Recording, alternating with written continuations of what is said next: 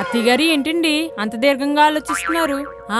ఏమీ లేదు. మధ్యాహ్నం భోజనం ప్లేట్లో సగం తిని చేయగడిగేశారు మీరా? నేను కాదమ్మా, మీ మామయ్య గారు. అవునా? ఏమైందండి? ఏమీ లేదు. ఉదయం అవసరం అయ్యింది, ఒకటి చెప్తే తీసుకురాలేదని మధ్యాహ్నం భోజనం చేసేటప్పుడు తిట్టాను. కోపం వచ్చి భోజనంలో చేయి కడిగేశారు. అయ్యో అలాగండి. ఇప్పుడు ఏం చేస్తున్నారండి మావయ్య గారు? ఇక పనేముందా, మందు తాగుతున్నారు. అవునండి. అయితే ఇప్పుడు వెళ్ళి తిట్టండి. మధ్యాహ్నం భోజనం మానేసినట్టు మందు కూడా తాగడం మానేస్తారేమో. అబ్బా బాగానే చెప్పేవమ్మా, ఇదేదో వర్కౌట్ అయ్యేలా ఉంది. వెళ్ళండి. సరే, వెళ్ళి 2 తిట్లు తిట్టొస్తాను. A few moments later. ఏమైంది అత్తయ్య గారు, మానేస్తారా? ఏం మానేయడం అమ్మా, మధ్యాహ్నం భోజనం మానేసినంత ఈజీ కాదంట మందు మానేయడం. అయ్యో అలాగండి. మరి ఇంకేమన్నారు? నా తిట్లు కూడా పొగట్టులాగా వినిపిస్తున్నాయంటమ్మా.